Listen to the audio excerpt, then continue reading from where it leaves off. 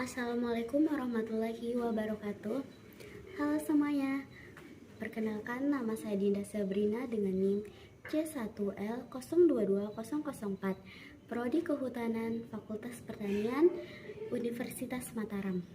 Di sini saya akan menjelaskan isi makalah saya yang berjudul Implementasi Pancasila dalam Kebijakan. Sebelum itu, saya berterima kasih kepada Bapak Zedi Mutakin SPD NPD yang telah memberikan tugas ini untuk menambah nilai UAS.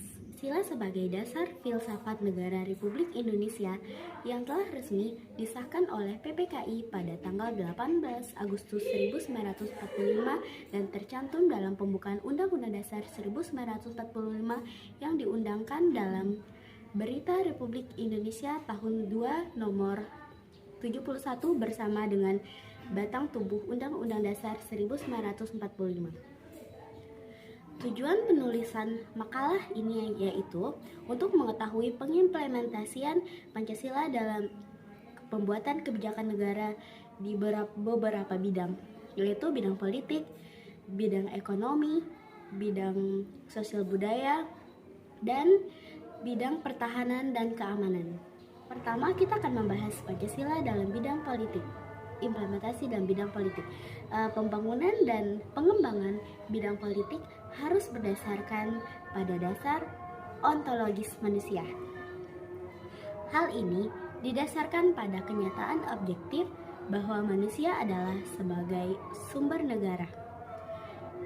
Oleh karena itu, kehidupan politik harus benar-benar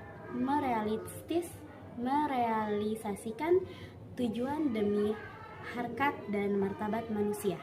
Pengamanan politik negara, terutama dalam proses reformasi dewasa ini, harus berdasarkan pada moralitas sebagai tertuang dalam sila-sila Pancasila dan esensinya, sehingga praktek-praktek politik yang menghasilkan segala cara harus dimusnahkan. Yang kedua yaitu implementasi Pancasila dalam bidang ekonomi. Di dalam dunia ilmu ekonomi terdapat istilah yang kuat yang menang, sehingga pengembangan ekonomi mengarah pada persaingan bebas dan jarang mementingkan moralitas kemanusiaan. Hal ini tidak sesuai dengan Pancasila yang lebih tertuju kepada ekonomi kerakyatan, yaitu ekonomi yang humanistik yang mendasarkan pada tujuan demi kesejahteraan rakyat secara luas. Pengembangan ekonomi bukan hanya mengejar pertumbuhan saja, melainkan demi kemanusiaan, demi kesejahteraan seluruh rakyat Indonesia. Maka mendasarkan atas kekeluargaan seluruh bangsa. Kita masuk yang ketiga yaitu implementasi Pancasila dalam bidang sosial dan budaya. Dalam pembangunan dan pengembangan aspek sosial budaya hendaknya didasarkan atas sistem nilai yang sesuai dengan nilai-nilai budaya yang dimiliki oleh masyarakat tersebut, terutama dalam rangka bangsa Indonesia melakukan reformasi di segala bidang dewasa ini. Sebagai anti klimaks, pada reformasi dewasa ini sering kita saksikan adanya stagnasi nilai sosial budaya dalam masyarakat, sehingga tidak mengherankan jikalau di wilayah Indonesia saat ini terjadi berbagai gejolak yang sangat memprihatinkan, antara lain amuk massa yang cenderung anarkis, bentrok antara kelompok masyarakat satu dengan yang lainnya, yang muaranya adalah masalah politik.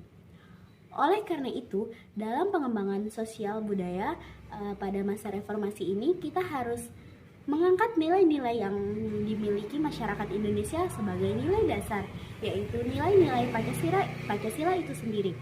Dalam prinsip etika Pancasila pada hakikatnya bersifat humanistik, artinya nilai-nilai Pancasila berdasarkan pada nilai yang bersumber pada harkat dan martabat manusia sebagai makhluk yang berbudaya.